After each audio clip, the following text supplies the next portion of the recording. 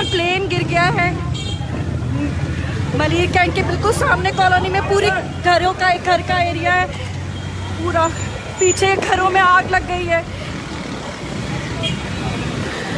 Plane crash हुआ है यहाँ पे।